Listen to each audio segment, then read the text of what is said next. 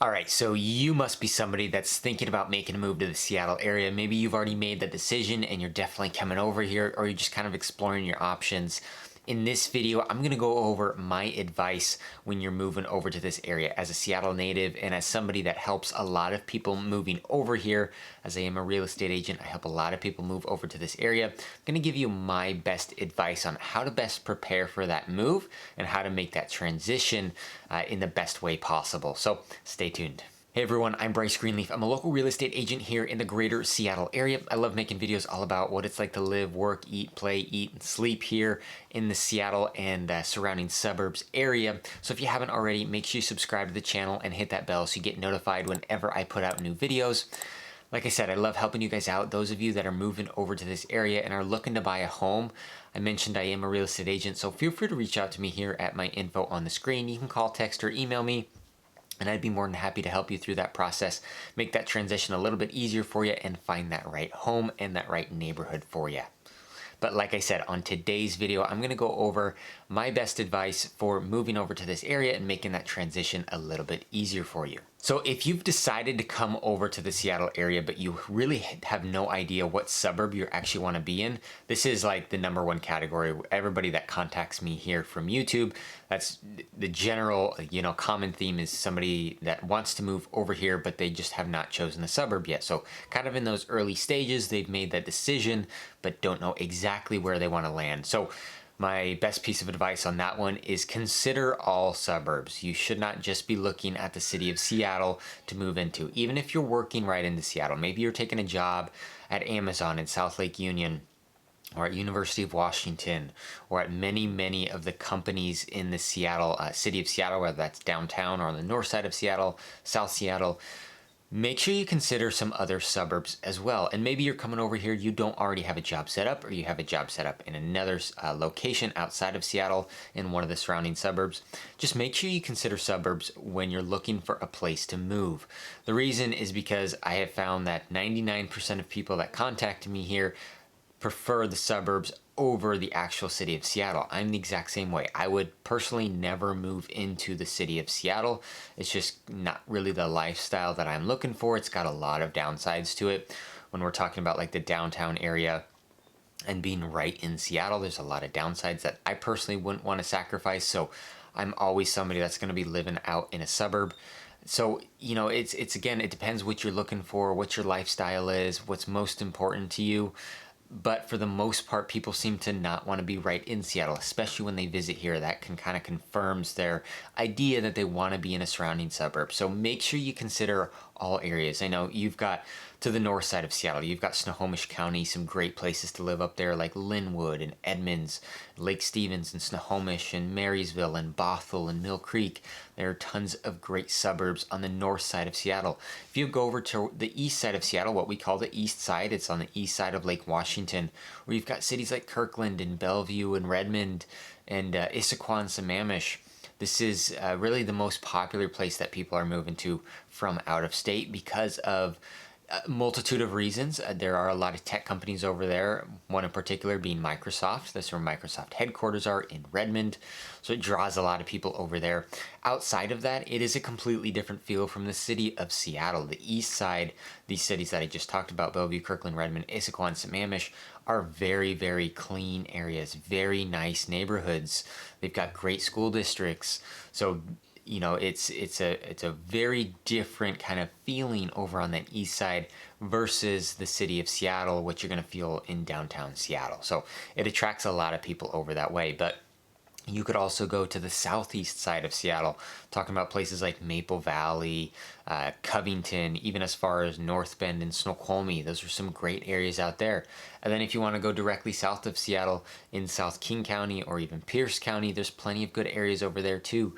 There's cities like Tacoma and Federal Way and Puyallup and Renton, Des Moines, Burien. There's a lot of cities down there. So when we're talking about the overall suburbs, I mean, you're talking close to 80 to 100 suburbs just in the Seattle metro area, not counting some places on the far west side that you can take the ferry to that really don't count when I'm talking about Seattle metro. There's even more suburbs over there. So it's really important that you kind of take an overall look at the entire Seattle metropolitan area and explore some different options, some different suburbs, so you can make sure you're making that right decision on where you want to be. Now that leads into point number 2, and that's job location versus home location. So if you're somebody that's moving over here, you already have a job, my best advice is first figure out what areas are actually commutable to that job for you. So commutable is a different definition for, different people. Some people are willing to commute an hour each way to and from work, an hour in the morning, an hour in the evening. Some people are willing to do an hour and a half each way. Some people only want to do 20 to 30 minutes. So you got to figure out what you're willing to do, and then from there figure out what suburbs would apply to that, because you don't want to be working right in South Lake Union, right in Seattle, and then trying to live way up in Arlington or Marysville, 45 plus miles away, and commuting. That commute without traffic is close, just under an hour, but with rush hour traffic times, if you're going to and from work, that's going to be close to an hour and a half commute each way just to get to and from work. So there are some people that do it. I personally wouldn't do it. It's too far of a commute. So again, it's just going to depend on what your lifestyle is, what you're looking for. The reason some people do that is because there's cheaper home prices. So the farther north you go or the farther south you go, the more you're getting for your money. But you got to figure out what's most important for you. So if you already have that job, start with where your job is. Figure out how long of a commute you're willing to make in the morning and after work. And if you need help on that, feel free to reach out to me. I can give you an idea of some different commute times to your job location. So if you've got a job location, reach out to me, and I'll give you some suburbs that might apply to fit within the criteria you're looking for within that actual commute time. But that is very important. So you're focusing your efforts on searching in areas that are actually, realistic that you would move to when factoring in that commute to work. Now, if you don't already have a job and you're going to be moving over here first, then maybe looking for jobs, maybe you're going to rent a place first, figure out what areas you like best. There are plenty of jobs all over the Seattle metro area. Again, it's going to depend what industry you're in. If you're in the tech industry, you're likely going to need to be working in Seattle or in the east side area, which is the Bellevue, Kirkland, Redmond area like I talked about. If you're in aerospace and you want to work for Boeing, there's only a couple locations you can work at. So again, it's going to depend on your job field, but there are plenty of locations to work, plenty of industries all around the Seattle metropolitan area. Point number 3 is you need to consider transportation. So this ties in with the last thing that I talked about, getting to and from work. Now, maybe you are somebody watching this video and you do want to live right in Seattle. Maybe it's just you moving over here by yourself, or maybe you do have a significant other, but you just want to get maybe like a condo in downtown Seattle. And so you're really focused on public transportation, how you're going to get to and from work because you don't want to own a car. There's plenty of people that do that in downtown Seattle. Depending exactly where in downtown you live and where your job is going to be, downtown Seattle is pretty walkable. There's also a lot of city buses. There's over 200 bus routes in the Seattle area that you can take advantage of. So there's, it's very bike friendly as well. So there's a lot of people that live in downtown and they're just biking a short distance to work, but it makes that commute a little bit quicker to work instead of walking. So there's different options you've got to consider if you're looking to take public transportation. If you're looking to work in Seattle and live outside of Seattle, that's a whole nother ballgame you've got to consider, because yes, there are public transportation options like city buses. Now that is going to slow down your commute probably a decent amount with how much the bus is going to stop. Again, it depends how far you're coming from, but it's not going to be an easy commute. There's also the light rail that part of it is they're still working on the light rail going to the north side of Seattle. So currently, if you're living in the south side of Seattle and you want to commute up to Seattle, the light rail can be an option as well. You're going to pay to use that every day, but it can be a little bit cheaper, honestly, than paying gas every day going to and from work, of course, depending how far you're going. So that can be an option as well. Now, if you're coming from, say, the east side, maybe you're working in Seattle and you want to live in Bellevue, Kirkland, Redmond, somewhere out there, or even, way up north, far north, Snohomish County, like Marysville, Arlington areas, it's going to be tough to find public transportation that's going to take you that far and really be realistic and not just be an insanely long commute with that public transportation. At that point, it might just be faster to just drive or find a van pool, carpool with somebody from work, something like that. So you got to consider your public transportation options if that's something that you're going to be looking into. Most people moving over here that I help out end up not really using public transportation. Most of the times, like I said, people are moving outside of the city of Seattle and getting jobs, whether that's right in Seattle or on the east side or north or south, getting jobs all over the place. But most of them end up not really needing public transportation and end up just driving themselves. Public transportation will come more into play, really, if you're working and living more closer to the actual city of Seattle versus some of the outlying suburbs. So tip number 4 that I have when you're thinking about moving over here is you got to visit first. You can only find out so much online, watching my YouTube videos or somebody else's YouTube videos or reading articles or blogs online. There's only so much you can know about a city without actually getting a feel for it. So everybody that I help out moving over here, they always come take a visit over here. And like I said, if you're looking to buy a home when you come over here, I'm more than happy to take some time out and show you around some areas, show you around some real estate so you can get an idea of, different neighborhoods, what they feel like, and then different homes and kind of what your money might be able to buy you over here when it comes to real estate. So if sounds like something you're thinking of doing, buying a home over here, feel free to reach out to me. We can set up a time if you're planning a visit, and I can go through some areas with you and spend some time showing you around a little bit. But you've got to make sure you make that visit, because you can only get, like I said, a feel for so much just online watching videos and stuff like that. You got to be here in person. You got to drive on the streets, see what the traffic is actually like for yourself, because just because I feel a certain way about something, I like the weather here. I like how gray it is. We get some rain. We don't, get extreme temperatures. So the way I convey it is in a very positive manner, because I love the weather here. I've lived in Idaho before and I hated the weather there. Even though it was sunny constantly, they had extreme temperatures, a lot of snow, a lot of really hot days in the summer. So personally, with the way I convey the weather here is I really love it. But that might not relate with you nearly as much. You might come over here and hate the weather. So it's good to come over here, try and spend a week if you can, if not a little bit more. Maybe you'll get a little bit of a variety of weather that you can experience depending on the time of year that you come. It'll give you a good feel for the area, and then you can drive through these different suburbs. Once you've narrowed down your list of, okay, these suburbs are realistic when it comes to commuting and going to work and all that kind of stuff, you can then go visit those suburbs in person, drive around, look at some homes that are going to be for sale, so you can get a feel of what kinds of homes are going to be in that area.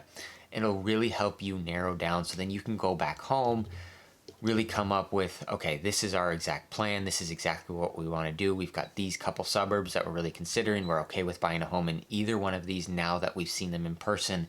And it will really, really help you make those decisions and just make you, more confident about your move over here and make you happier when you get over here, because there's not going to be so much in the air when you're moving over here sight unseen and don't know what you're getting yourself into. The next point I wanted to go over is research what's most important to you. So we talked about job location, work location, commuting times, things like that. But of course, people that are moving over here, there's often many other reasons that somebody would want to move to the Pacific Northwest, because we offer a lot of stuff that most locations across the country aren't going to offer. For one, we're right on the water. We're right on the Puget Sound. So absolutely beautiful. So there's some people that come over here and they tell me, hey, I want a water view. I want to live in Edmonds, Mukilteo, somewhere right along the Puget Sound, and I want to have a view of the water from my house.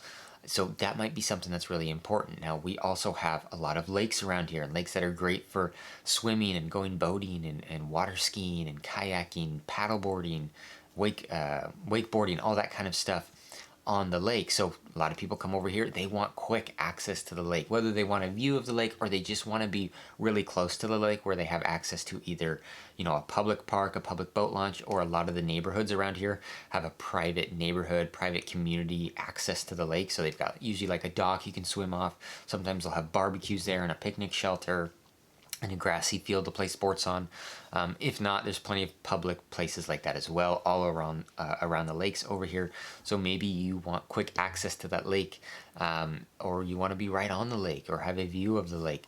Maybe you're somebody that loves hiking. You love mountain biking. The outdoorsy kind of mountain activities are something that's very important to you, and you want to do it every single weekend. So you want to be really close to those activities, so you're not having to drive half an hour to an hour every time you want to go hiking or mountain biking or somewhere. So maybe you want to live, close to the southeast side, the Maple Valleys, the North Bends, the Snoqualmies, over there where you're really close to the pass, you're really close to all those outdoor activities. The skiing, the snowboarding, getting over to the pass would be super quick from those areas.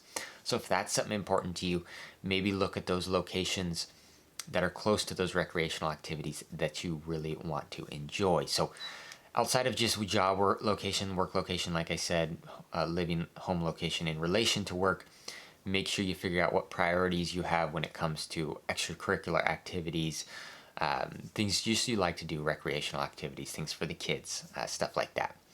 Leads me into my next point is, of course, researching schools. So for some of you moving over here, this will not apply to you. You don't have kids, you don't have plan to have kids, or maybe you're empty nesters already.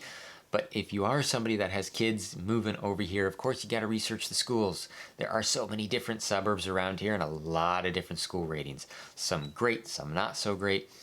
So that's, of course, going to factor in, of course, where you want to move if you want to get your kids in some better schools than others. So a good resource that I have found for you to do some research on some of the best school districts in this area is niche.com, NICHE.com.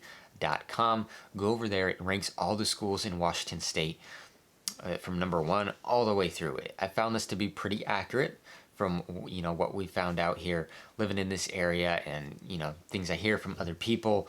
So this is a very accurate resource for you to use to research those school districts to see which one might be the best fit for you and your kids, and then it can help you narrow down where you actually want to live to be in those school districts. All right, well, this rounds out my advice for moving over to the Seattle area. Like I said, there's a lot to factor in when you're moving over here, but to me, the number one most important thing is you got to make a visit first. You got to come over here before you move over here and make sure you check out some areas in person. Drive around, take in the weather, take in the traffic, look at some different recreational opportunities, drive through neighborhoods, look at some real estate, some homes.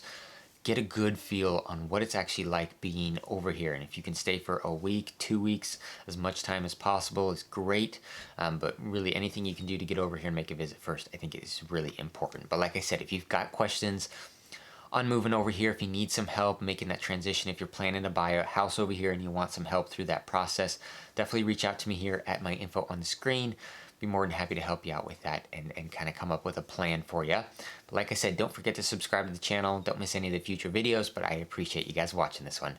Feel free to check out either video up here for more content on what it's like moving and living over here. Have a good rest of your day.